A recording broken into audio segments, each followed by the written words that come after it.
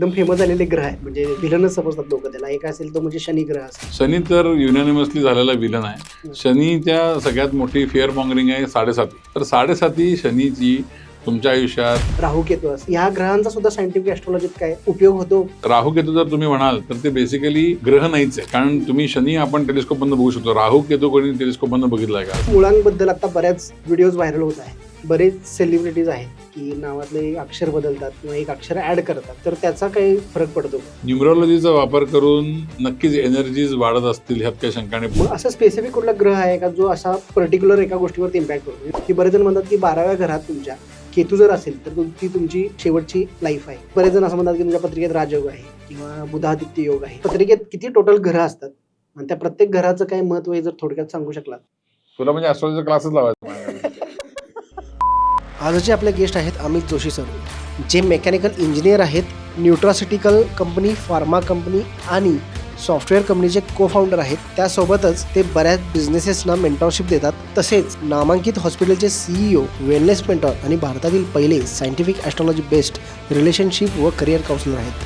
आज आपण त्यांच्याकडून जाणून घेणार आहोत की ॲस्ट्रॉलॉजीचा आपल्या जीवनावर होणारा परिणाम, न्यूमरॉलॉजी, वास्तुशास्त्र आणि ॲस्ट्रॉलॉजी यातील संबंध, त्यासोबतच पर्पज ऑफ लाईफबद्दल बरंच काही. पत्रिका बघायला वेळ काळ असं काही नाही. दुसरी गोष्ट म्हणजे पत्रिका नॉर्मली आजकालच्या जगात अडचण आल्यानंतर बघितली जाते. ही शक्यतो लवकर बघितलेली नक्कीच चांगली. मग लग्नासाठी पत्रिका जुळणं किती महत्वाचं आहे? मॉडर्न जगामध्ये लोकांना असं वाटतं की पत्रिका म्हणजे थोतांडच आहे. जे प्रेमीयुगल असतात त्यांना तर पत्रिकेचा म्हणजे काय संबंध दूरपर्यंत नसतो. हेच कारण आहे की आजकाल डिवोर्स हे सगळंच प्री डिफाईन्ड आहे असं जर असेल तर मग आपल्या हातात काय आहे तर की नाही, असं एक प्रश्न पडतो.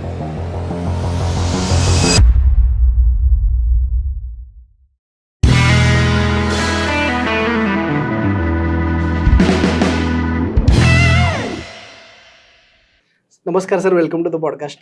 नमस्कार, धन्यवाद. सर, माझा पहिला प्रश्न असा आहे की पत्रिकेचं महत्त्व काय आणि ती केव्हा बघावी?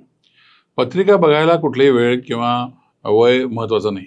पूर्वीच्या काळी जर तुम्ही बघितलं की पत्रिका ही मुलाचा जन्म झाला की लगेचच पत्रिका बनवायचे आणि त्या अनुषंगाने ॲस्ट्रॉलॉजर्स त्याचे प्रिडिक्शन्स मांडायचे. त्याचं कारण असं होतं की पूर्वीच्या काळी लोकांना हे ज्ञात होतं की एखाद्याचा जन्म झाल्यानंतर त्याच्या पत्रिकेमध्ये जे काही योग दिसतात त्या अनुषंगानं त्याचं लहानपणापासूनच ग्रूमिंग केलं तर होणारा जी व्यक्ती जी घडणार आहे तो त्याच्या पोटेन्शियलनुसार सगळ्यात जास्त लेवलला घडू शकतो. त्यामुळे पत्रिके बघायला वेळ काळ असं काही नाही, पहिली गोष्ट म्हणजे. दुसरी गोष्ट म्हणजे पत्रिका नॉर्मली आजकालच्या जगात अडचण आल्यानंतर बघितली जाते. त्याच्यापेक्षा अडचण यायच्या आधी म्हणजे पत्रिका लहान वयातच जर बघितली तर पत्रिका म्हणजे आपल्या आयुष्याचं ब्लू प्रिंट आहे. तर ते ब्लू प्रिंट जेवढं लवकर लक्षात येईल त्या अनुषंगानं जे प्रॉब्लेम्स आहेत किंवा संभाव्य अडचणी आहेत त्याच्यापासून कशी मुक्तता करता येईल किंवा कमीत कमी त्रास कसा होईल ह्यासाठी ज्या लागणाऱ्या गोष्टी आहेत त्या कशा करता येतील किंवा जे चांगल्या गोष्टी आणि चांगले पोटेन्शियल्स आहेत त्या पूर्ण पोटेन्शियलला कसं जाता येईल ह्याचा अभ्यास करून त्या अनुषंगाने त्या बाळाचं जे डेव्हलपमेंट आहे त्याच्यावरती फोकस करता येते. त्यामुळे पत्रिका ही शक्यतो लवकर बघितलेली नक्कीच चांगली. पण जनरली काय होतं सर की काहीतरी प्रॉब्लेम आला की लोक या ज्योतिषांकडे किंवा पत्रिका बघण्याकडे वळतात. मग पत्रिकेत दोष कसा ओळखायचा, म्हणजे पत्रिकेत दोष असतोय का आणि तर त्यावर काय उपाय आहेत का? नाही, चांगला प्रश्न आहे हा. पत्रिकेत दोष ॲज सच आपण ज्याला म्हणतो ते ॲक्च्युली पत्रिकेतले इंडिकेटर्स असतात की अमुक एका व्यक्तीच्या आयुष्यात अमुक क्षेत्रात चॅलेंजेस निर्माण होण्याची जास्त संभावना आहे. त्यामुळे आपण पत्रिकेत दोष आहे असं न म्हणता ते दोष हे इंडिकेटर्स आहेत की एखाद्याच्या आयुष्याच्या प्रवासामध्ये ज्या ज्या गोष्टी अडचणी देऊ शकतात किंवा फॉर एक्झाम्पल हेल्थ आहे किंवा फायनान्शियल वेलबिंग आहे किंवा रिलेशनशिपचे इश्यूज आहेत हे कुठल्या वेळेत येऊ शकतात ह्याचं अँटिसिपेशन आपल्याला पत्रिकेनुसार कळतं. तर त्याचा अभ्यास करून त्याचा उपाययोजना म्हणून आपण त्या व्यक्तीच्या वागण्यातून किंवा तो व्यक्ती जे चॉईसेस घेतो त्या चॉईसवरती त्याला हे अँटिसिपेशन जर आधी माहिती असेल तर त्या अनुषंगाने तो विचार आणि त्याच्याबद्दल ते निर्णय घेतले तर होणारे संभाव्य गोष्टीचे त्रास जे आहेत ते कमीत कमी होऊ शकतात आणि जे फायदे आहेत ते मॅक्सिमाइज करू शकतो. पण मग असे काही उपाय जरा करून म्हणजे फॉर एक्झाम्पल काही पूजा करतात किंवा होम हवन करतात, अशा काही किंवा अंगठ्या घातल्या जातात, असे उपाय करून आपण ते दोष टाळू शकतो?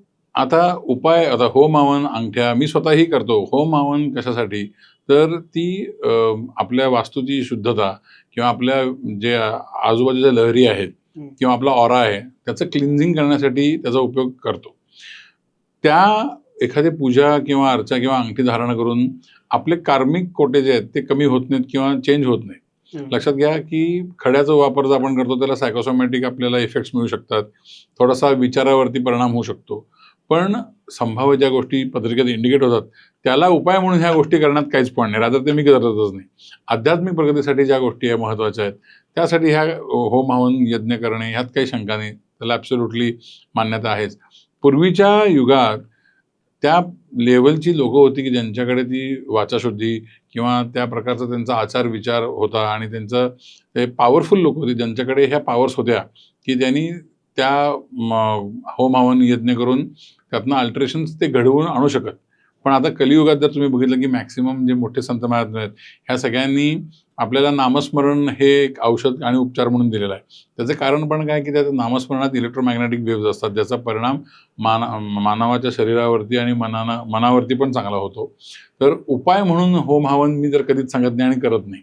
जे काय करतो आपण ते आध्यात्मिक प्रगतीसाठी आणि आपल्या वास्तूच्या शुद्धीसाठी किंवा वास्तूची शुद्धी म्हणे त्यात सुद्धा पण हे गैरसमज नको की शुद्धी इन द सेन्स की जे एनर्जीज आहेत त्या निगेटिव्ह एनर्जीज पासून मुक्तता व्हावी म्हणून आपण करतो. तर ह्याला सगळा सायंटिफिक आधार आहे. आता तुमच्या बोलण्यात एक सायंटिफिक शब्द आला आणि तुमचं इंट्रोडक्शन पण असंच होतं प्रत्येक ठिकाणी की तुम्ही वेबसाईटवरती पण बघितलं की आपली सायंटिफिक ॲस्ट्रॉलॉजी तुम्ही प्रॅक्टिस करता.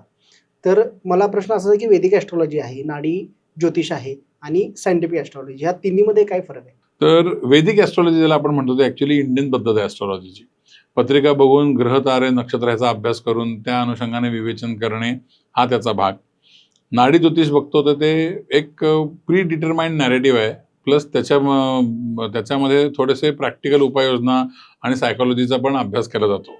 आणि सायंटिफिक ॲस्ट्रॉलॉजी बेसिकली ही पॅटर्न स्टडी आहे. लक्षात घ्या, ज्या ग्रहांकित आहेत, ज्या ग्रहांचे जे पॅटर्न्स आहेत किंवा जे ट्रान्झिशन्स ज्याला आपण भ्रमण म्हणतो ह्या सगळ्याचा स्टडी करून त्याचे ठोकताळे बांधून त्या अनुषंगाने व्यक्तींना आपण काउन्सिलिंग करून किंवा स्वतःला त्याचा वापर करून जे चांगले ऑप्शन्स आहेत रादर इन्फॉर्म डिसिजन्स घ्यायला त्याची मदत करून घेणे हे सायंटिफिक ॲस्ट्रॉलॉजीचं अतिशय महत्त्वाचा भाग आहे.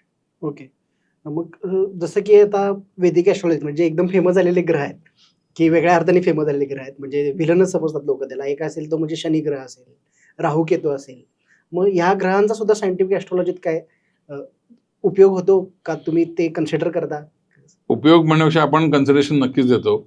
शनी तर युनॅनिमसली झालेला विलन आहे जे ॲब्सोल्युटली चुकीचं आहे. शनीच्या सगळ्यात मोठी फिअर मॉंगरिंग आहे 7.5.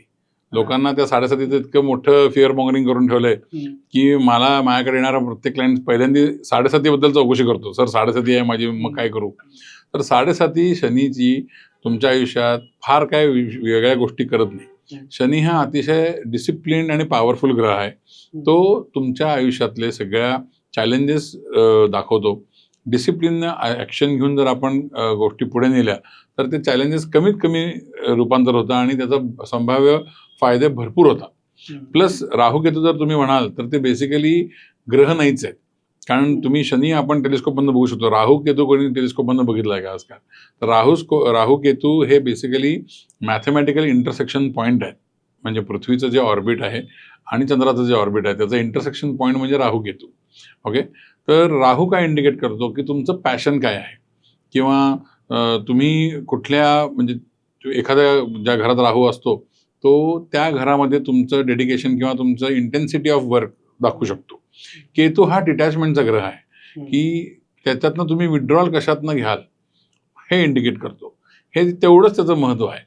आणि त्याच्यामुळं आयुष्यात फार चुकीच्या गोष्टी होतात किंवा चॅलेंजेस येतात हा भ्रम आहे, तसं नाही आहे. ते त्याचा प्रॉपर अभ्यास करूनच त्याच्याबद्दल वक्तव्य केलेलं बरं. मग अशा आपण वास्तू दोषबद्दल बोललो किंवा एखादं होम हवन केल्यानंतर वास्तूमधली आध्यात्मिक दृष्ट्या आपण तिथली एनर्जी चांगली करण्यासाठी करू शकतो किंवा पॉझिटिव्हिटीसाठी करू शकतो. मग आपली पत्रिका असेल म्हणजे ॲस्ट्रॉलॉजी असेल आणि वास्तुशास्त्र असेल, या दोन्हीचा काही संबंध आहे का बरं? नक्कीच.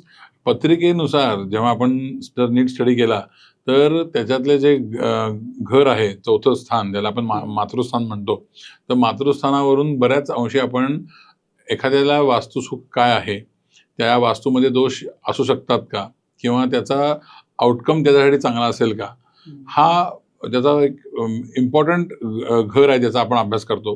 फक्त त्याच घराचा नाही, पण त्या अनुषंगाने बाकीच्या ग्रहांची प्लेसमेंट काय आहे, त्यामुळं त्या व्यक्तीला वास्तूतून मिळणारं सुख काय लेवलचं असेल, किंवा समजा जर त्रास असतील तर ते कुठले दोषात्मक त्रास असू शकतात याचा नक्कीच आपण उलगडा करू शकतो. रादर मी बऱ्याच माझ्या क्लायंट्सना पत्रिका बघून त्यांच्या वास्तूत काय संभाव्य प्रॉब्लेम्स असू शकतात ह्याच्याबद्दल नक्कीच माहिती देतो.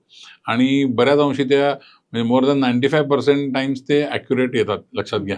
त्यामुळे त्याचा परस्पर नक्कीच संबंध आहे. रादर मी तर म्हणेन की कुठलंही शास्त्र हे ज्योतिषशास्त्राशी निगडीत असतंच ह्या ना त्या अनुषंगाने. फक्त आपण ते पॉईंट्स, डेटा पॉईंट्स कनेक्ट करायला कधीतरी कमी पडतो, असं माझं मत आहे.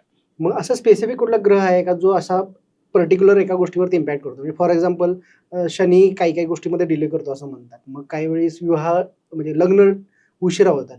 मग त्यासाठी असा स्पेसिफिक एक ग्रह इम्पॉर्टंट आहे किंवा ग्रह विचारात घेतला जातो का त्याचं घर पण विचारात घेतलं जातं? आता प्रत्येक ग्रहाचं एक काय म्हणतात त्याला, एक एनर्जी असते. आणि घर जे आहे त्याचं एक बाइंडिंग असतं. तर तुम्ही जो विचारला की वास्तू रिलेटेड किंवा लग्नाच्या रिलेटेड, तर वास्तूसाठी आपण 4th हाऊस बघतो. तसंच रिलेशनशिपसाठी किंवा विवाहासाठी पंचम स्थान आणि सप्तम स्थान ह्याचा प्रामुख्याने विचार केला जातो. पण फक्त त्याचा न विचार करता 6th house, 8th house, 9th house ह्याचा पण विचार करणं अतिशय गरजेचं आहे. त्याबरोबर 3rd हाऊस ज्याला बुद्धीचं स्थान म्हणतो त्याचाही विचार करणं गरजेचं आहे. कारण ह्या सगळ्याच्या कॉम्बिनेशननी एखाद्याचं वैवाहिक सौख्य काय ते ठरतं. एखादा ग्रह स्पेसिफाय करण्यापेक्षा ह्या सगळ्या घरांमधून जे ग्रह आहेत आणि ते कुंडलीत कुठल्या लेवलला आहेत आणि त्यांचं भ्रमण काय आहे ह्याचा पूर्ण अभ्यास करूनच त्याच्यावरती वक्तव्य करायला पाहिजे. मला प्रश्न विचारायचा की मुळांबद्दल आता बऱ्याच व्हिडिओज व्हायरल होत आहेत. मग न्यूमरोलॉजी जी आहे ती आणि ॲस्ट्रोलॉजी जी आहे ह्या दोन्हीत काही संबंध आहे का? आता न्यूमरोलॉजी हा entirely different aspect of life आहे. अर्थात तो चांगला ह्यात काही शंका नाही, कारण मी स्वतः त्याचा बराच अभ्यास केला आहे, पण मी काही प्रॅक्टिस करत नाही, त्यामुळे मी I am not an expert in that field. पण न्यूमरोलॉजीचं कसं आहे की प्रत्येक नंबरला सुद्धा नंबर परत एक स्पंदन आहे, म्हणजे एक व्हायब्रेशन आहे आणि त्या व्हायब्रेशन एनर्जीज फार मॅटर करतात. तर मुळांक काढणे किंवा हे न्यूमरोलॉजिस्ट चांगला नक्कीच सांगेल, पण त्याचा उपयोग आपल्या आयुष्यात होतो ह्यात काही शंका नाही. म्हणजे त्याच्या व्हायब्रेशनल एनर्जीज नक्की ॲड ऑन होतात. त्याचा ॲस्ट्रोलॉजिकल संबंध तुम्ही जोडायला गेलात तर नॉर्मली ज्या पत्रिकेत तुम्हाला बुद्धिमत्ता किंवा भाग्य किंवा लाभस्थान चांगलं असतं अशी लोक बऱ्याच अंशी न्यूमरोलॉजीचा वापर करताना मला जरी आढळून आलेली आहे. ओके. पण न्यूमरोलॉजी ही जनरलाइज्ड जरा होऊ शकते का? म्हणजे फॉर एक्झाम्पल मुळांक जो आहे तो बऱ्याच जणांचा एकसारखा येऊ शकतो, पण मग त्याचा परिणाम सगळ्यांवर एकसारखाच होतो. एक्झॅक्टली. मुळांक जरी बऱ्याच लोकांचा सेम असला तरी प्रत्येकाची पत्रिका वेगळी असते. रादर 2 जुळ्या भावांची पत्रिका जरी सेम असली तरी त्यांचे मॅनिफेस्टेशन्स वेगळे असू शकतात. त्याचं कारण असं आहे की ग्रह ज्या घरात आहे, एखादा ग्रह एका घरात एकापेक्षा जास्त मॅनिफेस्टेशन्स देऊ शकतो, चांगले आणि वाईट दोन्ही. त्यामुळं आपल्या आपल्या कर्मानुसार त्याचं फळ काय आहे ते त्या व्यक्तीला भोगावं किंवा उपभोगायला मिळतं, लक्षात घ्या. त्यामुळे मुळांक जरी एक असला तरी पत्रिका भिन्न असल्यामुळे प्रत्येकावरती होणारा परिणाम किंवा त्याला येणारे अनुभव हे नक्कीच वेगळे असतील. आता मला अजून एक प्रश्न असा विचारायचा आहे की बरेच सेलिब्रिटीज आहेत की नावातले एक अक्षर बदलतात किंवा एक अक्षर ऍड करतात, तर त्याचा काही फरक पडतो का? न्यूमरोलॉजीचा वापर करून नक्कीच एनर्जीज वाढत असतील ह्यात काही शंका नाही. ते नाही केलं म्हणून एखादी सेलिब्रिटी मोठी होणार नाही असं नाही. फॉर एक्झाम्पल शाहरुख खाननी मला नाही वाटत त्याच्या नावात काय बदल केला असेल, किंवा अमिताभ बच्चन सारखे दिग्गज आहेत, तर ह्या लोकांनी त्यांची नावं आहेत तसेच ठेवलेत. मला माहिती नाही की त्यांनी न्यूमरोलॉजिस्टचा सल्ला घेऊन केले का नाही, पण जोपर्यंत मला माहिती आहे ह्यांची पत्रिका तितकी सॉलिड आहे की ह्यांना लता मंगेशकर जी आहेत, सचिन तेंडुलकर आहे. सचिन तेंडुलकर आपण असोशिएट करतो नंबर 10 बरोबर, because he is a leader, no doubt. पण 10 नंबर असतात तर सचिन 10 नंबर आहे म्हणूनच तेंडुलकर आहे. 9 नसतं किंवा 8 असता तर झाला नसता असं नाही. त्या नंबरच्या एनर्जीज नक्कीच त्याच्यावरती ॲड करायला कारणीभूत असतात. पण बेसिक पत्रिकाच एवढी चांगली घेऊन जन्माला येतात ही दिव्य लोक, त्यामुळं फार त्याचा निगेटिव्ह किंवा पॉझिटिव्ह इफेक्ट होईल असं मी म्हणत नाही. पण त्या शास्त्राला मी अजिबातच डिसरिस्पेक्ट करत नाही. I am very respectful about numerology. त्याचा व्हायब्रेशनल फायदा नक्कीच होतो, ह्यात काही शंका नाही. भूतकाळाच्या म्हणजे पास्ट लाईफचा काही संबंध असतो का? आपले ग्रह म्हणजे आता एखादा ग्रह खराबच आहे किंवा आपले जे भोग भोगायचे आहेत असं आपण म्हणतो. पास्ट लाईफचा आणि करंट लाईफचा काही तसा संबंध आहे का? हे थोडंसं ॲस्ट्रोलॉजीच्या कदाचित बाहेर जात असेल, आध्यात्मिककडे जात असेल. पण तुमचा यावरती काय नाही मत नाही, आहे? आध्यात्मिक तर आहेच नो डाऊट, हां, पण हे ॲस्ट्रॉलॉजीच्या बाहेर अजिबात जात नाही. रादर ॲस्ट्रॉलॉजीचं मूळच आहे की हां. लक्षात घ्या, एखादी व्यक्ती जन्माला येते ह्याचा अर्थ त्याचं काहीतरी कार्य आहे. कार्य आहे म्हणजे कुठलं तरी बॅगेज आहे, मागच्या जन्मी काहीतरी राहिलेलं आहे म्हणून, किंवा काहीतरी केलेलं आहे. एक तर त्याचा भोग किंवा उपभोग घेण्यासाठी ती व्यक्ती ह्या जन्माला येते, लक्षात घ्या. तेव्हा मागच्या लाईफ असल्याशिवाय ह्या लाईफमध्ये येणं तसं कर्म कठीण आहे. आणि मग तुम्ही लगेच हुशार लोक विचारतील, मग पहिल्यांदा जेव्हा चालू झालं तर विश्वाची निर्मिती जी आपण समजतो हां. की ब्रह्मदेवानी विष्णूच्या आदेशाने केली, तर ती एनर्जी फॉर्मेशन जेव्हा झालं त्यानंतर जी पहिली लाईफ होती त्या एनर्जीमध्ये त्या व्यक्तींनी जे काय केलं तर ते परपेच्युअली चालू आहे. म्हणजे भगवंताच्या विचारापर्यंत ते चालू आहे. जोपर्यंत त्याची इच्छा आहे तोपर्यंत चालूच राहणार. पण व्यक्तिगत जर तुम्ही बघितलं तर मागचा जन्म आहे म्हणूनच हा पुढचा जन्म आला, आणि आपण ह्या जन्मात जे काय कार्य करतो किंवा ज्या काय आपलं कर्म आहे त्याच्या अनुषंगाने परत पुढचा जन्म, आणि यातनं सुटका कधी होणार की तुमचं कार्मिक कोटा जेव्हा तुम्ही एक्झॉस्ट व्हाल सगळ्या गोष्टीतून, तेव्हाच ती मोक्षकडे प्राप्त होऊ शकता आपण. इंटरनेटवरती असे बरेच व्हिडिओ आहेत की हा ग्रह तुमच्या ह्या घरात असेल तर असं होऊ शकतं.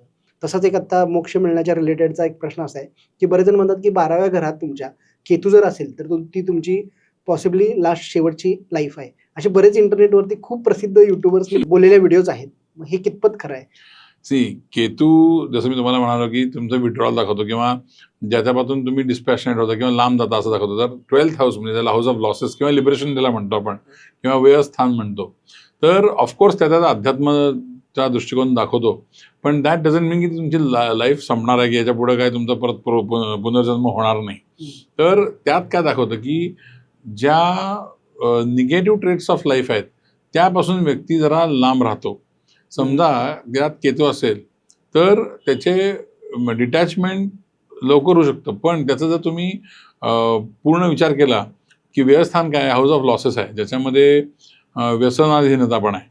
मग एखादा व्यक्ती बाकीचे जर त्याचे ग्रह नीट असतील तर तो कदाचित अध्यात्म साईडला वळेल, पण समजा बाकीचे ग्रह जर खराब असतील तर तो व्यसनाधीनताकडे पण वळू शकतो. त्यामुळे ते जनरलाइज करण्यापेक्षा त्याचा पूर्ण अभ्यास करणंच गरजेचं आहे की एखाद्या एक ग्रह एखाद्या घरात आहे म्हणून असंच होईल असं नाही, कारण त्या घराचा मालक कोण, त्याच्या ट्रान्झिट काय आहे. पण फक्त एक केतू सोडून आणि कुठला ग्रह त्यात आहे, त्यात तो ग्रह चांगल्या स्थितीत आहे का डेप्रिटेशनमध्ये आहे, ह्याचाही परिणाम आपण विचार केला पाहिजे. त्यामुळे हे असे जे युट्यूबर्स आहेत त्यांना माझ्याकडनं शुभेच्छा, पण त्याच्यावरती फार लोकांनी आपलं स्वतःचा विचार करून आयुष्य खराब करून घेऊ नये असं मी नक्कीच सांगेन. पैसे म्हणजे बऱ्याच लोकांना श्रीमंत व्हायचं असतं आणि मला सुखसोयी किती मिळतील आयुष्यामध्ये हे बऱ्याच जणांना समजून जाणून घ्यायची कुतूहलता भरपूर असते. मग ह्यासाठी कोणतं घर बघितलं जातं आणि त्या घरामध्ये कोणता ग्रह फेवरेबल असू शकतो? आता नॉर्मली श्रीमंती ही बऱ्याच वेगवेगळ्या लेवलला बघणं गरजेचं आहे.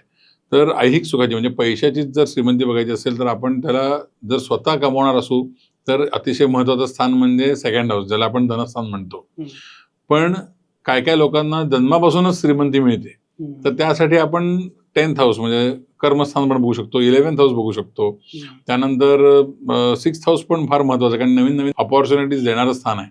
त्यामुळे श्रीमंती बघायला फक्त अमुक एक स्थान नाही, तर त्याच्याबरोबर बाकीची स्थानं म्हणजे second house, 4th house, 9th house, 7th house, 5th house, कारण टोटली श्रीमंती फक्त फायनान्शियल गोष्ट बघायला ह्या सगळ्या गोष्टींचाही अभ्यास करणं गरजेचं आहे. नॉर्मली काय होतं की आपण फक्त धनस्थानाकडे लक्ष देतो, पण तेवढंच न देता आपण 11th हाऊस, 9th हाऊस ह्या सगळ्या गोष्टींचा पण विचार करणं गरजेचं आहे. पत्रिकेत बरेच जण असं म्हणतात की तुमच्या पत्रिकेत राजयोग आहे किंवा बुधादित्य योग आहे, असे बरेच योग इंडिकेट केले जातात. तर तसे सायंटिफिक ॲस्ट्रॉलॉजीमध्ये काही कन्सिडर केले जातात का? आणि बऱ्याच जणांच्या पत्रिकेत असं सांगितलं जातं की राजयोग आहे, पण तशी वेळ तुमच्या ह्याच्यात नाही आली. मग ते महादशा आणि दशा यांचा कितपत रोल आहे? आता सायंटिफिक ॲस्ट्रॉलॉजीमध्ये आम्ही फार योगांचा विचार करत नाही, तर आम्ही भ्रमण म्हणजे ट्रान्झिट आणि पत्रिकेचं जे ग्रह आहेत हे डेप्रिटेशनमध्ये आहेत का एक्झॉल्टेशनमध्ये आहेत, तर एक्झॉल्टेड ग्रह आहे का डेप्रिटेड ग्रह आहे ह्याचा जास्त आम्ही अभ्यास करतो. पण बुध-आदित्य योगाचा नक्कीच विचार करतो, कारण तो जो ग्रहांचं जे मिलन आहे तर त्या 2 ग्रह एकत्र असतील तर नक्कीच त्या घराला इम्पॉर्टन्स येतं. फक्त ते जे बुधादित्यचा जो योग आहे तो निगेटिव्ह फेजमध्ये का पॉझिटिव्ह फेजमध्ये आहे आणि तो कुठल्या घरात आहे त्या अनुषंगानं त्याचं आपण रिडिंग करतो. आणि दशा आणि महादशाबद्दल दशा आणि महादशाचा आम्ही सायंटिफिक ॲस्ट्रॉलॉजीमध्ये विचार नाही करत. तर तुम्ही दशा म्हणजे फॉर एक्झाम्पल तुम्ही असं म्हणू शकता की एखादं पुस्तक आहे तर ते पुस्तक म्हणजे दशा असू शकतं आणि त्याच्या आंतरदशा असतील तर त्यातले इंडिव्हिज्युअल चॅप्टर्स असा आपण विचार करू शकतो. पण तो विचार आम्ही सायंटिफिक ॲस्ट्रॉलॉजीमध्ये पकडत नाही. मी जसं म्हणालो की ग्रहांची गती आणि भ्रमण याच्यावरच आमचा जास्त फोकस असतो. जरा ट्रान्झिटबद्दल एक्सप्लेन करू शकता का? जे प्लॅनेट ट्रान्झिट आता तुम्ही म्हटलं की आता त्याच्या सगळ्यात सोपं एक्झाम्पल म्हणजे आपण कॉन्ट्रोवर्शियल जो विषय आहे की 7.5 तर शनीची ट्रान्झिट दर 2.5 वर्षानं होते. प्रत्येक ग्रहाला एक गती आहे. तर शनीचं दर 2.5 वर्षानं तो रास बदलतो. आत्ता करंटली शनी मागच्या मार्चमध्ये 2025च्या मीन राशीत आला. त्याची ट्रान्झिट मीन राशीत चालू आहे. तर मीन राशीत normally Shani is considered to be a exalted planet. Okay. पण जर एखाद्याच्या पत्रिकेत शनी डेप्युटेशनमध्ये असेल तरी तो मीन राशीमध्ये गेला म्हणून त्याला चांगलं फळ देईल तसं नाही. तो त्याला निगेटिव्हच फळ देणार. त्यामुळे ट्रान्झिट ही बघताना तुमच्या पत्रिकेत पहिला तो ग्रह कसा आहे ह्याचा अभ्यास करून मगच ट्रान्झिटचा विचार करणं गरजेचं आहे. ओके. मग आता असे पण बरेच व्हिडिओज आहेत की 2026 मध्ये ह्या ग्रहाचं ट्रान्झिट होणार आहे. मग त्यामुळं त्या राशीच्या लोकांना त्याचा चांगला फायदा होईल. फॉर एक्झाम्पल वृषभ राशीच्या लोकांचं जो वृषभ राशीचा ग्रह हा आहे ना, आता ते वृषभ राशीचा स्वामी शुक्र आहे हे वैदिक ॲस्ट्रॉलॉजी किंवा आपण इंडियन ॲस्ट्रॉलॉजी प्रमाणे विचारतो. पण सायंटिफिक ॲस्ट्रॉलॉजी प्रमाणे वृषभ राशीचा स्वामी प्लॅनेट एक्स आहे. ओके. हां, म्हणजे XYZ आम्ही जे प्लॅनेट म्हणजे ॲस्ट्रॉइड्स आहेत बेसिकली ह्या हेवनली बॉडीजचा आम्ही विचार करतो. तर तुमचा प्रश्न मला कळला. पण बेसिकली असा न विचार करता की एखादा ग्रह एका राशीत ट्रान्झिट करतोय म्हणून तो त्या राशीच्या लोकांना चांगलाच असेल असं काही कंपल्शन नाही. कारण एखादा ग्रह एखादी जरी असेल आणि त्याच्या पत्रिकेत तो जन्माच्या वेळेला जी पत्रिका आहे तर त्या पत्रिकेत जर तो निगेटिव्ह फेजमध्ये असेल तर तो त्याला चांगलं फळ द्यायचा प्रश्नच उद्भवणार नाही. तर ह्या जे ठोकताळे आहेत जे आपण युट्यूबला किंवा हे बघतो हे एंटायर नॉलेज कोण शेअर करत नाही. तेव्हा ते एक एंटरटेनमेंट म्हणून बघायला काय हरकत नाही. पण त्याचं जर स्पेसिफिक गोष्टी माहिती असेल किंवा माहिती करून घ्यायची असेल तर प्रॉपर ॲस्ट्रॉलॉजरकडे जाऊनच त्याचं कन्सल्टेशन घेतलेलं जास्त करेक्ट राहील. आता आपण बोलत आहे बऱ्याच अशा गोष्टी बोलत आहे की बऱ्याच जणांना पटणार नाही. म्हणजे फॉर एक्झाम्पल आपण पास्ट लाईफ बद्दल बोललो. काही लोक म्हणतील की हे सायंटिफिकली योग्य आहे का नाही किंवा आम्ही ते मानत नाही अशी पण लोक आहेत. पण वैज्ञानिक किंवा ॲस्ट्रॉलॉजीकडं आपण वैज्ञानिक दृष्टिकोनातून बघणं कितपत गरजेचं आहे. तर बेसिकली मी जी प्रॅक्टिस करतो ती सायंटिफिक ॲस्ट्रॉलॉजीच आहे. त्यामुळे ॲब्सोल्युटली सायन्स आहे. सायन्स म्हणजे काय एव्हिडन्स बेस्ड. लक्षात घ्या की पॅटर्न द स्टडी जर तुम्ही आता जर बघितलं तर सायकोलॉजी म्हणजे काय पॅटर्न आहे. सर्कॅडियन जर रिदम बघतो आपण तर एक पॅटर्न फॉलो करतो ना आपण प्रत्येक गोष्टीत. तर सायंटिफिक ॲस्ट्रॉलॉजी पण पॅटर्न स्टडी की हजारो लाखो पत्रिकेचा स्टडी करून जे ठोकताळे मांडले गेले की अमुक एक ग्रह अमुक एक घरात असा फायदा देऊ शकतो किंवा असा चॅलेंजेस देऊ शकतो हे सायंटिफिकली स्टडी करून त्याच्या अनुषंगाने ती स्टडी मांडून त्याचा अभ्यास करून आम्ही ॲडवाईज करतो. तर सायंटिफिक दृष्टिकोनातनं बघणं गरजेचं नाही. तर आपलं ॲस्ट्रॉलॉजी हे बेसिकली सायन्सच आहे. एक शास्त्रच आहे आणि ह्याची प्रगल्भता आपल्या पूर्वजांना होती. महर्षी पराशरांपासून आजकाल आमच्यासारख्या ॲस्ट्रॉलॉजांपर्यंत हे सगळ्यांनी शास्त्र म्हणूनच बघायला पाहिजे. आता AI युग आहे हे आणि बरेच असे ॲप्स आलेले आहेत आणि जे कदाचित सेन्स पण करू शकतील. मे बी आता तुम्ही त्यावरती एक्सपर्ट आहात ते तुम्ही सांगू शकाल की एखादं घर आहे ते घर ह्याबद्दल आहे. स्पेसिफिकली तुम्ही मगाशी जसं बोललात की विवाहाचं जर रिलेटेड काही माहिती घ्यायची असेल तर 7वं घर आणि 5वं घर एक बघू शकता आणि बाकीचे पण घरं तुम्ही सांगितलेत.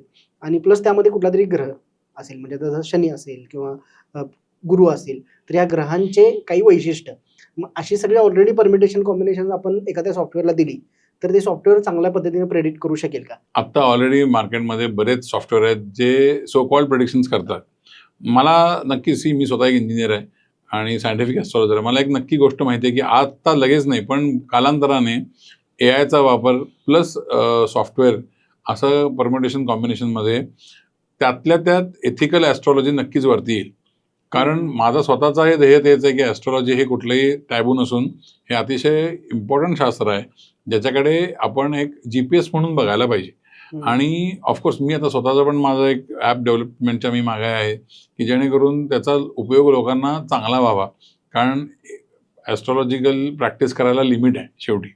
पण एखादं सॉफ्टवेअर किंवा ॲप असं बनवलं की ज्याच्यामध्ये लोकांना इझी ॲक्सेस होऊन त्यांना इझी रिझल्ट्स जे काय काउन्सिलिंग आहेत ते होऊन, पण त्याच्या मागं हळूच त्याचा पडद्याआड काहीतरी सोल्युशन विकायचे, रेमेडीज विकायच्या, हा धंदा कदाचित अनएथिकल होऊ शकतो. मग त्यामुळे प्रत्येकाने जबाबदारीनंच तसे ॲप वापरावेत असं माझं म्हणणं आहे. आणि no doubt AI is going to influence the way people are going to see astrology.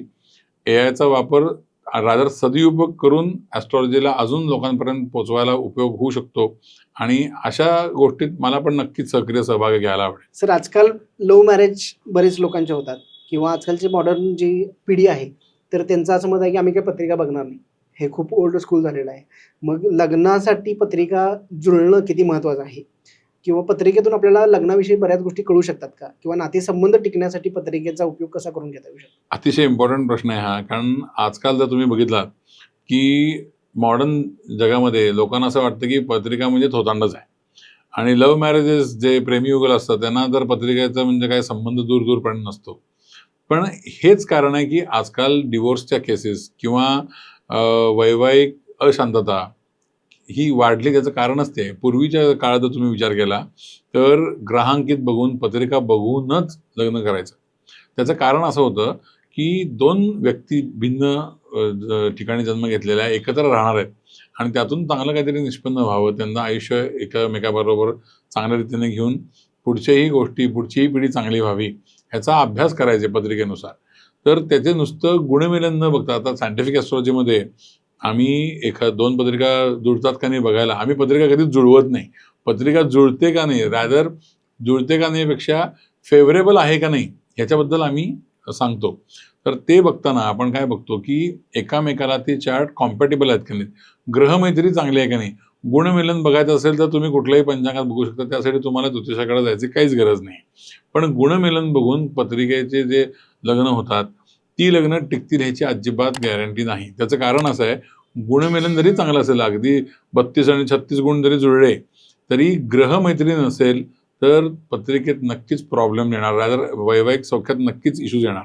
त्यासाठी दोन पत्रिका जेव्हा आपण बघतो नवरा मुलाची आणि मुलीची, तर ते चार्ट एकामेकाला ॲस्ट्रॉलॉजिकली कॉम्पॅटेबल आहेत की नाही हे बघूनच लग्न केलेलं बरं. पण असं पण असू शकतं ना सर की एखाद्याच्या पत्रिकेत लिहिलं असेल की जर वैवाहिक सुख याला नाहीच आहे, म्हणजे ह्याचा डिवोर्स होण्याची पॉसिबिलिटीज आहे, किंवा लग्न झाल्यानंतर कम्फर्टेबल पार्टनर नाही आहे त्यामुळे वादविवाद होतील, असं जर इंडिकेशन ऑलरेडी जर एखाद्याच्या पत्रिकेत असेल तर ते मग पत्रिका बघून टाळणं पॉसिबिलिटी आहे का त्याची? ऑफकोर्स आपण जेव्हा एखाद्याची पत्रिका बघतो, रादर माझ्याकडे असे बरेच क्लायंट्स आहेत ज्यांच्या पत्रिकेत दिसतं की बाबा याला वैवाहिक असौख्य आहे किंवा डिवोर्स होण्याची पॉसिबिलिटी आहे किंवा मराठील डिस्कम्फर्ट भरपूर आहे. मग याचा अर्थ लग्न करायचं नाही असं नाही. त्याला अनुषंगानं जी पत्रिका असते तीच पत्रिका आपण त्यांना ॲडवाईज करतो की बाबा, आणि नॉर्मली अशाच लोकांचे लग्न होतात की जेव्हा दोघांच्याही पत्रिकेत तसे होतात. कारण का एखाद्या बऱ्याच रादर केसेसमध्ये आपण बघतो की डिवोर्स झाल्यानंतर सेकंड मॅरेज बरेच लोकांचं चांगलं होतं. तर त्याचं कारण असं की त्या पत्रिकेमध्ये त्या व्यक्तीच्या एक असा योग असतो, इंडिकेशन असतं की जिथं एखादा मेजर हार्टब्रेक किंवा सेटबॅक बसणार आहे आणि तो सेटबॅक इज द कार्मिक कोटा एक्झॉस्शन. म्हणजे तो कार्मिक कोटा संपल्यानंतर जे आहे पुढे तर ते वैवाहिक सौख्य चांगलं मिळतं. तर त्यासाठी आपण ह्याचा नक्कीच अभ्यास करून त्यांना सांगतो. प्लस जसा तुमचा प्रश्न होता की एखाद्या कुंडलीत प्रॉब्लेमच असतील वैवाहिक सौख्यात, तर नॉर्मली आपण त्या लोकांना सांगतो की ह्या अशा गोष्टी आहेत की त्या व्यक्तींनी ते अँटिसिपेट करून राहायला पाहिजे. लग्न झालंच तर सिमिलर कुंडली मॅच करून करायला पाहिजे. प्लस त्याच्यानंतर सुद्धा हे स्वतः लक्षात ठेवायला पाहिजे की आपल्याकडे ऑलरेडी अँटिसिपेटेड गोष्टी आहेत की थोड्या निगेटिव्हिटीज आहेत. तर त्यामुळं वैवाहिक सौख्यात वागताना आपल्या स्पाऊस बरोबर ह्या गोष्टी बॅक ऑफ द माइंड ठेवून चांगला वागण्याचा मॅक्सिमम प्रयत्न करायला पाहिजे, जेणेकरून होणारा त्रास कमी होईल. That is how we counsel. पण आता जर समजा एखाद्याला कळलं की ह्या गोष्टी माझ्या पत्रिकेत ड्रॉबॅक आहे किंवा मला ह्या गोष्टींचा त्रास होणार आहे, तर मग त्यानंतर ते मेंटल हेल्थवरती जाऊ शकतं, किंवा ओव्हरऑल मेंटल हेल्थसाठी सुद्धा पत्रिका किती इम्पॉर्टंट आहे? आता सगळ्यात महत्त्वाचा भाग काउन्सिलिंगचा हाच आहे की जेव्हा तुम्ही एक ॲस्ट्रॉलॉजर म्हणून काउन्सिलिंग करता, तेव्हा फक्त पत्रिका वाचन करून हे तुमचा हा प्रॉब्लेम आहे आणि तुमचं हे चांगलं आहे एवढं न सांगता त्याचं विवेचन करून त्या माणसाला किंवा त्या क्लायंटला प्रॉपरली तुम्ही एन्थुझियाझममध्ये आणायला पाहिजे, की एखाद्याच्या आयुष्यात प्रॉब्लेम जरी असेल, तो त्याला व्यवस्थित समजून सांगून त्याच्याबद्दल त्याची भीती निर्माण न करता त्याला कसं टॅकल करायचं किंवा त्याच्या कडे बघण्याचा पर्स्पेक्टिव्ह, दृष्टिकोन कसा असायला पाहिजे ह्याच्याबद्दल काउन्सिलिंग करणं हे जबाबदारीचं काम आहे. तेव्हा ॲस्ट्रॉलॉजरनी सुद्धा हे जबाबदारीनं सांगायला पाहिजे. एखादा आता मी माझ्याकडे समजा एखादा क्लायंट आला ज्याच्यामध्ये मला असे प्रॉब्लेम दिसले, तर त्यांना मी ते नक्कीच सांगतो. पण त्याच्याबरोबर माझ्या काउन्सिलिंग सेशनमध्ये त्यांना मी हेही एनर्जी देतो की त्यांनी त्याच्याकडे कसं बघायला पाहिजे, घाबरून न जाता सकारात्मक दृष्टिकोनातून त्याला कसं टॅकल करायला पाहिजे आणि अगदीच गरज लागली तर सायकॅट्रिक काउन्सिलिंग पण घ्यायला पाहिजे. तर काउन्सिलिंग इज व्हेरी इम्पॉर्टंट.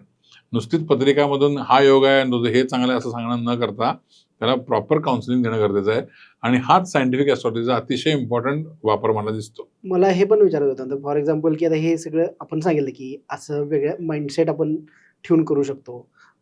हे सगळंच प्री डिफाईन्ड आहे असं जर असेल तर मग आपल्या हातात काय आहे तर की नाही असं एकीकडे प्रश्न पडतो की हे होणार आहेच, पत्रिकेमध्ये दिलेलं आहे तुझा हा कार्मिक कोटा आहे ना तुला भोगायला लागणारच आहे.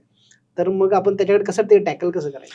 सी प्री डिटरमाइंड तर नक्कीच आहे, पण प्री फिक्स्ड नाही आहे. लक्षात घ्यायचा अर्थ असा आहे की नाही की साधारण दिशा नक्की फिक्स्ड आहे, पोटेन्शियल आहे. त्या पोटेन्शियलपर्यंत जायचं किती हे व्यक्तीला चॉईस करायला देवाने दिलेलं आहे. लक्षात घ्या.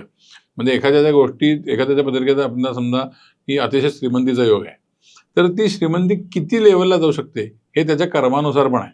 माझ्या पत्रिकेत पैसे मिळणार आहेत म्हणून मी घरीच बसलो तर ते कोणी श्रीमंत होणार नाही. लक्षात घ्या. रादर तसा व्यक्ती घरी बसूच शकत नाही. ज्याच्या पत्रिकेत चांगला योग असेल तो त्याचे कष्ट करेल. ह्या कष्टाची जेव्हा ती परिकष्ट केली जाते तेव्हा नवीन नवीन पोटेन्शियल उलगडतात आणि ते पोटेन्शियल काय लेवलला आहेत हे आपल्याला नक्कीच पत्रिकेमध्ये दिसून येतं. आपल्याला करिअर सिलेक्ट करताना सुद्धा ह्याचा उपयोग होऊ शकतो. अगदी नक्की.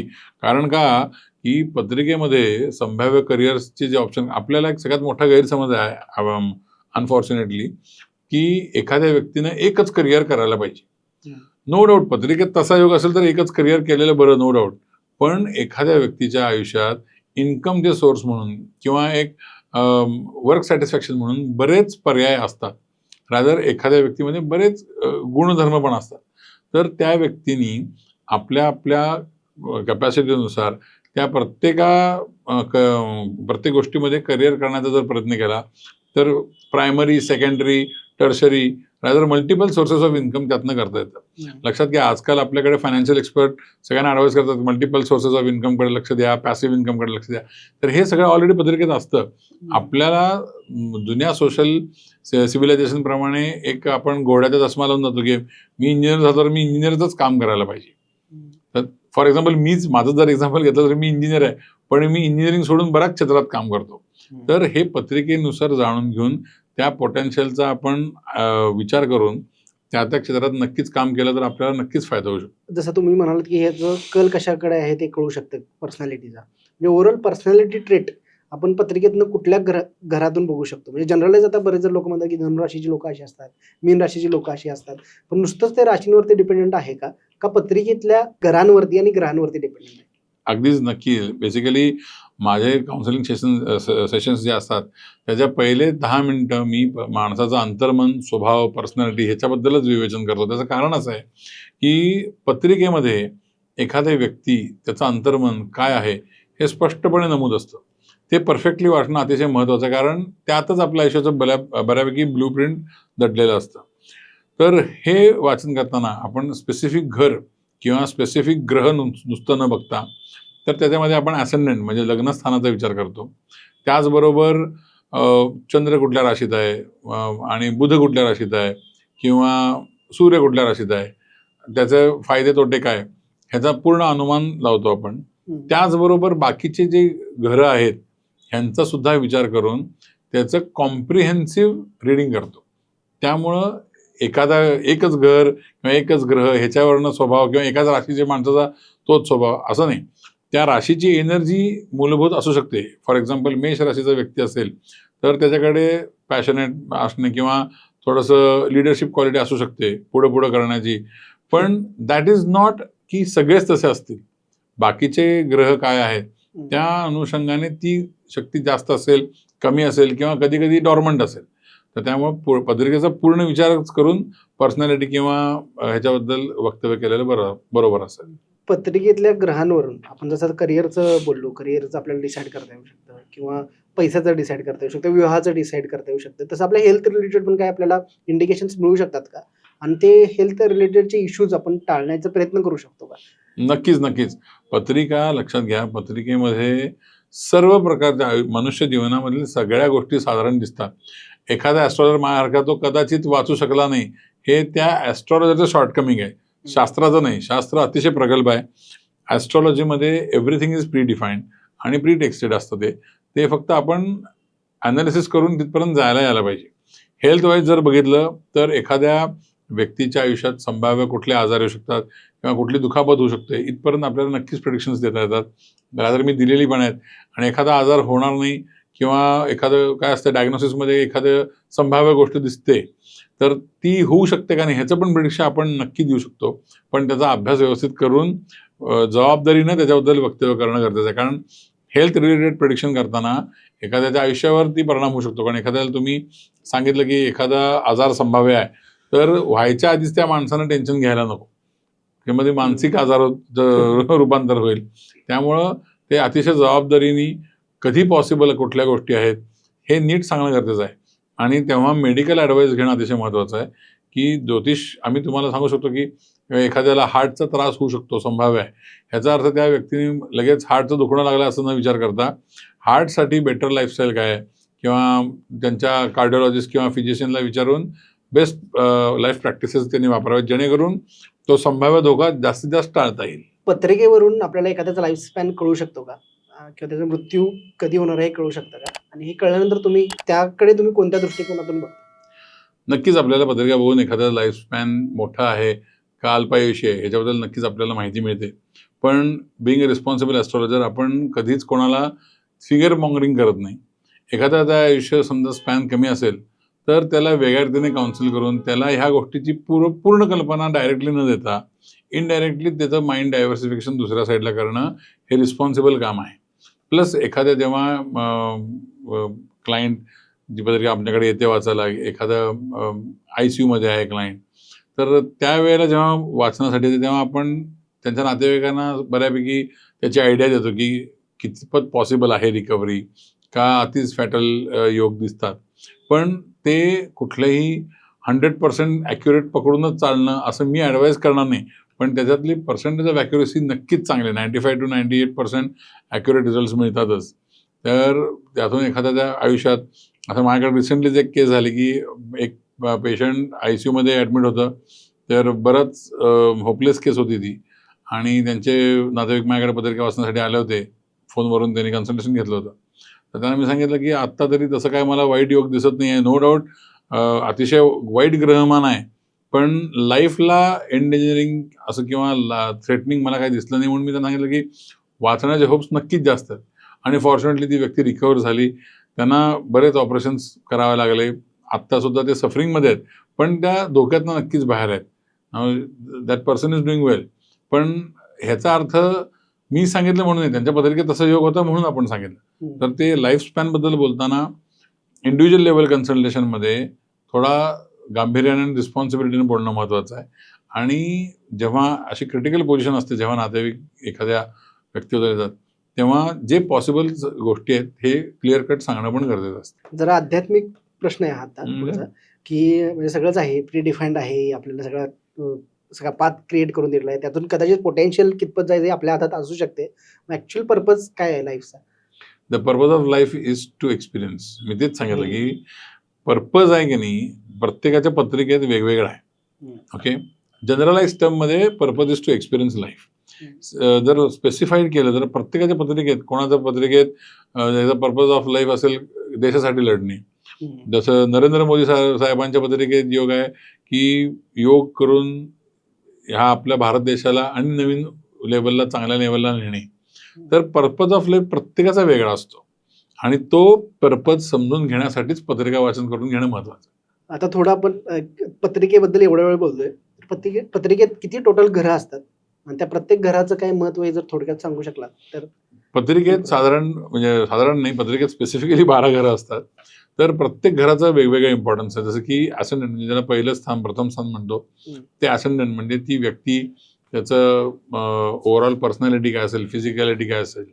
सेकंड हाऊस म्हणजे द्वितीय स्थान, त्याला धनस्थान म्हणतो. हाऊस ऑफ इन्कम त्याला म्हणतो. थर्ड हाऊस आहे जे बुद्धीचं स्थान आहे. फोर्थ हाऊस हे मातृस्थान, ज्याला आपण आई किंवा ओव्हरऑल फॅमिलीचं अटॅचमेंट आहे किंवा लँड आहे, घर आहे, हे दर्शवतं.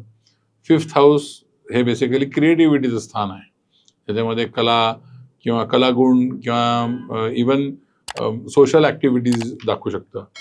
सिक्स्थ हाऊस हे मॅन्युफॅक्चरिंग, इंजिनिअरिंग, त्याचबरोबर हेल्थ, ह्या सगळ्या इम्पॉर्टंट गोष्टी दाखवतं. सप्तम स्थान हे बेसिकली विवाह किंवा त्याच्याबरोबर असोसिएशन्स, म्हणजे आपण त्याला पार्टनरशिप्स म्हणतो. त्याचबरोबर पॉलिटिक्स पण इंडिकेट करते. इवन फिफ्थ हाऊस पण इन दॅट मॅटर पॉलिटिक्स आणि मार्केटिंग इंडिकेट करू शकतं. एट्थ हाऊस हे अतिशय महत्त्वाचं स्थान आहे. त्याच्यामध्ये ट्रान्सफॉर्मेशन्स आहेत, ह्युमंगस प्रोजेक्ट्स आहेत, मोठ्या गोष्टी आहेत, ज्याला आपण हाय स्ट्रेस गोष्टी म्हणतो, जिथे प्रचंड स्ट्रेस घेऊन काम केलं जातं. अशा मोठ्या मोठ्या गोष्टी त्या अष्टम स्थानात होतात. आयुष्याचं ट्रान्सफॉर्मेशन होऊ शकतं. अचानकपणे घडणाऱ्या गोष्टी तिथे इंडिकेट होतात. मृत्यूचं स्थान पण ते. मृत्यूस्थान लक्षात घ्या की एकच घर म्हणजे मृत्यूस्थान असं न विचारता त्याला बऱ्याच गोष्टी आहेत की तुम्हाला व्यवस्थान बघायला पाहिजे, अष्टम स्थान बघायला पाहिजे, असेंडंट बघायला पाहिजे, 11th हाऊस बघायला पाहिजे.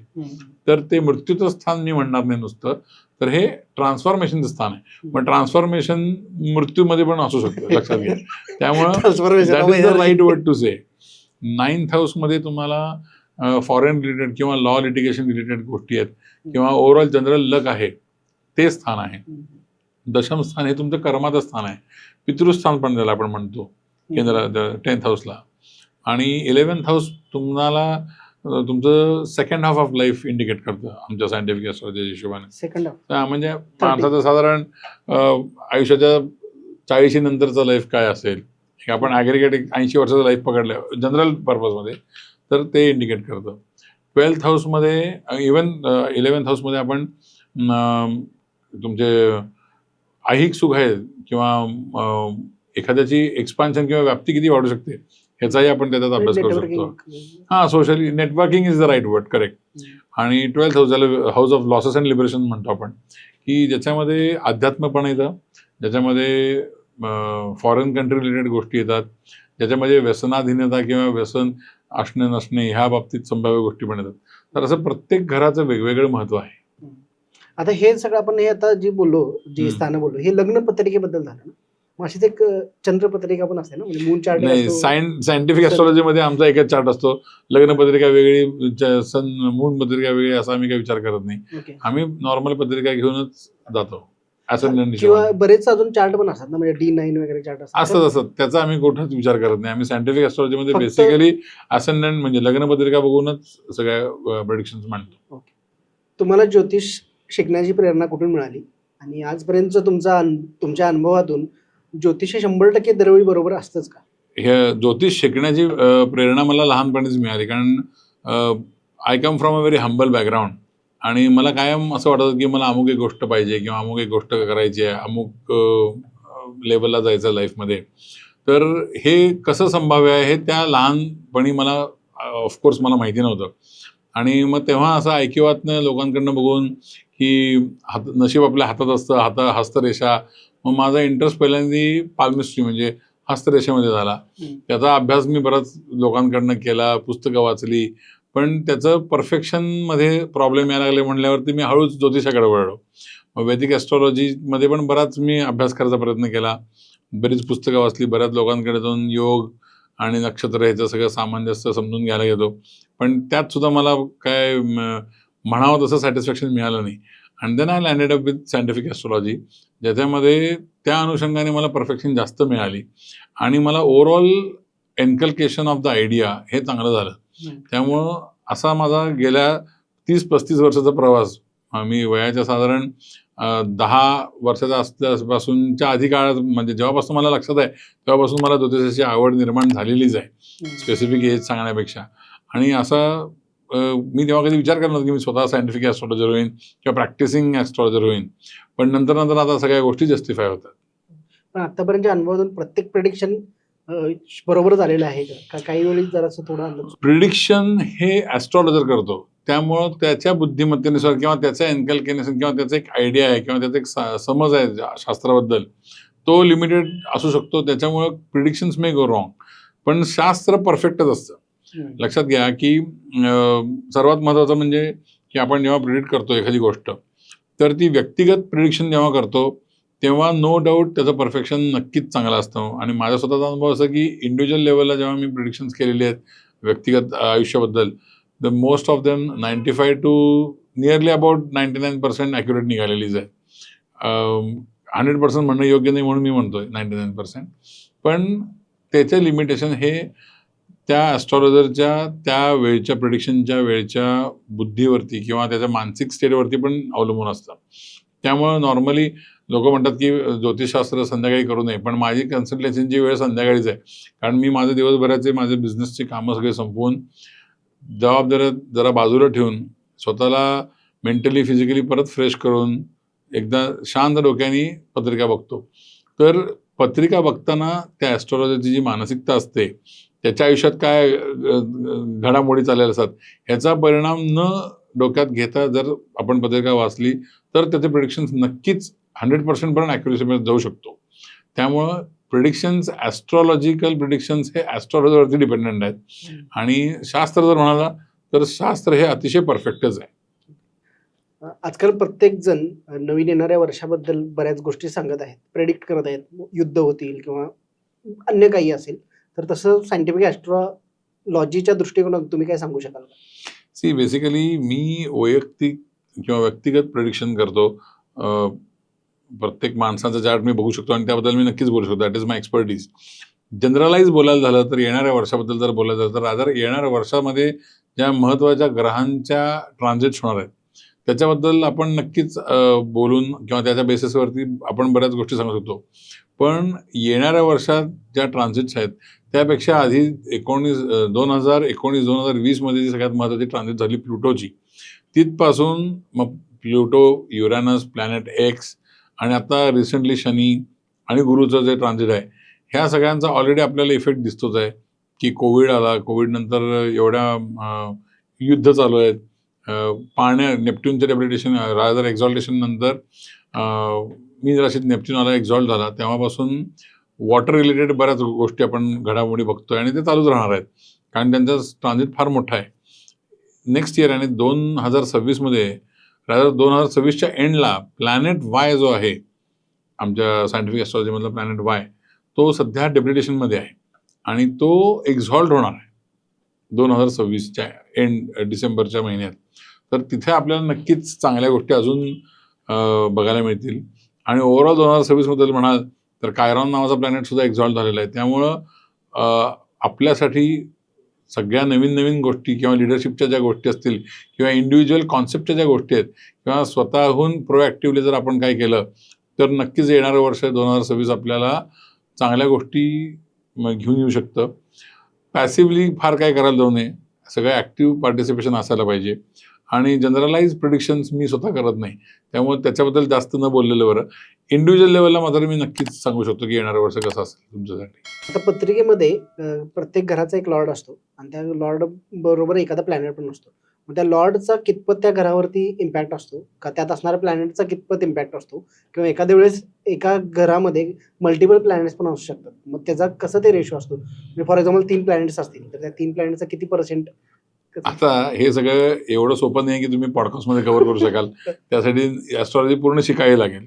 पण तुमचा तो बेसिक प्रश्न आहे की एखाद्या घराचा लॉर्ड महत्त्वाचा काय त्यातील ग्रह, तर कुठल्याही घरात इम्पॅक्ट जो देणार आहे तो त्यातला जो ग्रह आलाय त्या घरात त्याचा पहिला इम्पॅक्ट बघायला पाहिजे.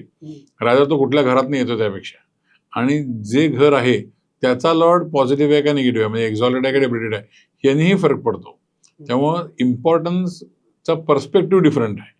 इम्पॉर्टन्स दोन्ही गोष्टीच आहे पण पर्स्पेक्टिव्ह फार महत्त्वाचा आहे. सर, पत्रिकेवरून बऱ्याच गोष्टी प्रीडिफाईंड असतात म्हणतो आपण, प्लस एखाद्याची पर्सनॅलिटी कळते म्हणू शकतो. पण बऱ्याच अशा काही टेक्निक्स आहेत, म्हणजे जसं की लॉ ऑफ अट्रॅक्शन आहे, पॉझिटिव्ह थिंकिंग आहे, morning affirmation, night bed time affirmation, अशा बऱ्याच काही टेक्निक्स आहेत. तर ह्या सगळ्या गोष्टींचा परिणाम माणसांवरती होऊ शकतो का? आणि तुम्ही ह्या गोष्टी मानता का? नक्कीच मी स्वतः अतिशय ह्या गोष्टी पॉझिटिव्हली वापरतो. Law of attraction prevails, it's like gravity. की तुम्हाला पटो न पटो व्हायब्रेशनल एनर्जी, आपण फिजिकल एनर्जी ही सगळी व्हायब्रेशनल एनर्जीज आहे. पत्रिकाचा वापर काय आहे की anticipation of things in life, हे तुमची ब्लू प्रिंट आहे. तिथपर्यंत जाण्याचा मार्ग आहे हे व्हायब्रेशनल एनर्जीजनंच जायचं आपल्याला. म्हणजे एखादी गोष्ट, आता मला जर इथून मुंबईला जायचं असेल तर मी पहिल्यांदा डोक्यात विचार आणायला पाहिजे की मला मुंबईला जायचं आहे. तरच मी मुंबईला जाण्याचा खटाटोप करेन किंवा त्या मार्गाने, त्या अनुषंगाने प्रयत्न करेन. त्यासाठी आयुष्यातला मार्ग जर चांगला करायचा असेल तर विचाराचं लिहिणं फार महत्त्वाचं आहे. विचार तुमचे चांगले असणे, ज्याला आपण आता, ही ॲक्च्युली आपली संस्कृती पूर्वीचीच आहे. तर ह्या संस्कृतीला लोकांनी परत रिस्टडी करून आपल्या तिथून घेऊन परत आपल्याला दिलेली ही इंडियन, आपल्या भारतातीच संस्कृती आहे. लॉ ऑफ अट्रॅक्शन जे पॉझिटिव्हनेस किंवा पॉझिटिव्ह थिंकिंग म्हणतो, तर ह्याचा उगमस्थान तुम्हाला भारतातच मिळेल. आणि हे अतिशय प्रगल्भ आहे आणि इफेक्टिव्ह आहे सायन्स. आणि हे नक्कीच मी सुद्धा वापरतो, यात काही शंका नाही. जरा मॉडर्न पद्धतीने कदाचित कोटिंग केलं असेल मॉर्निंग अफर्मेशन्स, पण कदाचित आपल्या पूर्व काळापासून आपण ती सकाळची प्रार्थना म्हणून हो, ते correct. एक प्रकारचे अफर्मेशन्स आहेत. ॲब्सोल्युटली. जर तुम्ही बघाल, पूर्वीचे लोक पहाटे लवकर उठायचे, त्यानंतर त्यांचं सगळं गोष्टी करून त्या देवधर्माचं करायचे, तेव्हा पूजा अर्चा व्हायची. संध्याकाळची पण दिवे लावण्याच्या वेळेला पूजा अर्चा व्हायची. तर ते पूजा अर्चा करताना, प्रार्थना म्हणताना, ते it was a type of programming, mental, ज्याला आपण NLP म्हणतो तसंच आहे. ते न्यूरोलिंग्विस्टिक प्रोग्रामिंगच आहे. ते लॉ ऑफ अट्रॅक्शनच आहे. आणि आपल्या शास्त्रामध्ये कायम विचारांना फार महत्त्व दिलेलं आहे की चांगलं विचार करावे, वाईट बोलू नये, वाईट विचार करू नये. हे सगळं बेसिस लॉ ऑफ अट्रॅक्शनचंच आहे. आणि ह्याच्यावरूनच आता मॉडर्न जगात, ज्याला आपण लॉ ऑफ अट्रॅक्शन म्हणतो, हे आपलं पूर्वधरोहरमधूनच आलेली गोष्ट आहे, ज्याला वेस्टर्न कल्चरकडनं आपल्याकडे आले म्हणून आपण ते ब्लाइंडली फॉलो करतो. पण त्याचा उगम आपल्याकडनंच आहे, हे आपण विसरून गेलो. बरोबर. मग त्यामध्ये बऱ्याच गोष्टी सांगितल्या सगळ्या. आता NLPचा तुम्ही विषय काढला. मी एक पॉडकास्ट पण NLPच्या ट्रेनरकडून सोबत एक पॉडकास्ट केलेला आहे. त्यामध्ये त्यांनी सांगत होते की एखादी तुमची आवड निवड तुम्ही बदलू शकता. पण हे काय पत्रिकेत खरं एखाद्या आदली पर्सनॅलिटी ट्रेट कळली की ह्या गोष्टी याला आवडतात किंवा नाही आवडत, पण तसं पॉसिबल आहे NLP? ॲब्सोल्युटली पॉसिबल आहे की पत्रिकेत जर एखादी गोष्ट तुमची जर ठरलेली असेल तर तुम्ही इदर वे प्रोग्रामिंग करा न करा, तुम्ही आपोआप त्या गोष्टीकडे आकर्षित होणार आहात. आणि एखादी गोष्ट तुमच्या आयुष्यात नसेल तर तुमची एनर्जी तिकडे लागायला तुम्हाला रेजिस्टन्स येईल. मग आपोआपच डायव्हर्सिफिकेशन ऑफ माइंड होईल. आणि कंपल्शन न करता एनर्जी इज फ्लो जेव्हा होते तेव्हाच तुम्ही लॉ ऑफ अट्रॅक्शन मॅनिफेस्ट करू शकता. जेव्हा तुम्ही लक्षात घेता की एखादी गोष्ट मला हे करायचीच आहे आणि आतून तुम्हाला वाटतं की बहुतेक होणार नाही, तेव्हा ती बाय डिफॉल्ट होणार नाही हे लक्षात घ्या. जेव्हा तुम्हाला पॉझिटिव्हिटी की नाही मला हे नक्की मिळणार की एखादी गोष्ट नक्की अचीव्ह झालेलीच आहे, तेव्हा तुम्ही त्या गोष्टीकडे नक्कीच पॉझिटिव्हली वाटचाल करता. मग एक असं पण होऊ शकतं ना की ज्यांना ह्या गोष्टींवरती विश्वासच नसतोय, कदाचित ते पत्रिकेत पण इंडिकेट होत असेल त्यांच्या की हे यांना यामध्ये गोष्टीमध्ये इंटरेस्टच नाहीये. म्हणजे कदाचित, म्हणजे फॉर एक्झाम्पल एखाद्याला ह्या गोष्टीवरती विश्वास ठेवतो एखादा माणूस, म्हणजे अध्यात्मावरती असेल किंवा एखादा माणूस आध्यात्मिक आहे का नाही किंवा ह्या गोष्टींवरती विश्वास ठेवतो का नाही, हे सुद्धा पत्रिका इंडिकेट नाही. आध्यात्मिक आहे की नाही हे नक्कीच कळतं. बरं, बाकीच्या गोष्टी लॉ ऑफ अट्रॅक्शन आहे की एखाद्याचा विश्वास नसेल तरी काय हरकत नाही. जसं की आपलं ग्रॅव्हिटी आहे, एखाद्याचा समजा ग्रॅव्हिटीवरती विश्वास नाही तरी म्हणून काय ग्रॅव्हिटी ऍक्ट व्हायची थांबत नाही. त्याला पृथ्वीला आकर्षण चालूच आहे, तसंच लॉ ऑफ अट्रॅक्शन चालूच आहे त्याच्या बेसिक माइंडमध्ये. त्यामुळं विश्वास आहे का नाही हे फार नंतरचा विषय आहे. व्हायब्रेशनल एनर्जी एक्झिस्ट आणि विचार जे डोक्यात असतात तेच आयुष्यात परिवृत्त होतात आणि तेच तुम्हाला जगायला मिळतं. आणि हे सगळं प्री डिफाईंड आहे आपल्या चार्टने. तुम्ही जाता जाता एक लाईफ जगण्यासाठी तुम्ही काय सल्ला द्याल? बेसिकली मला असं सांगावं असं वाटेल की आपली पत्रिका हे आपलं पर्पज ऑफ लाईफ दाखवते. आपली ब्लू प्रिंट आहे, त्याला आपण मॅक्सिमम कसा अलाइन करू शकतो. आणि आजकाल फक्त सोशल मीडियामध्ये बघून फक्त ऐहिक सुखाच्या मागं न धावता शारीरिक, मानसिक आरोग्य, रिलेशनशिप, ऑफकोर्स फायनान्शियल वेलबिंग, ह्या सगळ्यांचा पूर्ण विचार करून त्या सगळ्यांना इक्वल इम्पॉर्टन्स देऊन शक्य तेवढं पर्सनल लाईफ पर्सनल ठेवून आणि आप्तेष्टांशी आणि आपल्या मित्रमैत्रिणी किंवा आपले घरचे आहेत त्यांच्याशी आनंदाने राहून एक फुलफिलिंग अनुभव घेता येईल का बघायचा आपण प्रयत्न करायला पाहिजे. कारण काय की आपण आता सगळेच जण कुठल्या ना कुठल्या तरी मानसिक प्रेशरला बळी पडलेलो आहोत किंवा फेस करतो आहोत. तर आपल्याला असं वाटतं की पैसा हा सगळ्या गोष्टींचा सोल्युशन असेल. पैसा नो अतिशय महत्त्वाचा भाग आहे, अविभाज्य भाग आहे आजच्या दुनियेमध्ये. कारण तो कम्फर्ट्स आणि लक्झरीज घेऊ शकतो. पण त्याच्याबरोबर जसं मी म्हणालो की इंडिव्हिज्युअल लेवलला हेल्थ, मेंटल वेलबिंग, रिलेशनशिप ह्या सगळ्या गोष्टी आणि त्याच्याबरोबर आपल्या अध्यात्माची पण जोड असणं गरजेचं आहे. जेणेकरून माणसाला एक टोटल क्वालिटी लाईफ चांगलं जगायला मिळेल. तर असा विचार करून आणि अशा पद्धतीनेच सायंटिफिक ॲस्ट्रॉलॉजीचा वापर करून मॅक्सिमम लाईफमधनं उत्तम एक्सपिरियन्स घेण्याचा प्रयत्न करावा, हाच मी सल्ला देऊ शकतो. सर, तुम्ही वेळात वेळ काढून इथं पॉडकास्टवरती आलात आणि लाईफकडे बघण्याचा एक वेगळा दृष्टिकोन तुम्ही आमच्यासोबत शेअर केलात आणि यातून बऱ्याच लोकांना चांगल्या गोष्टी शिकायला मिळतील आणि त्यांचा लाईफकडे बघायचा दृष्टिकोन बदलेल अशी मी आशा बाळगतो आणि तुम्ही तुमचा वेळ दिलात त्याबद्दल मनपूर्वक धन्यवाद. नमस्कार, धन्यवाद.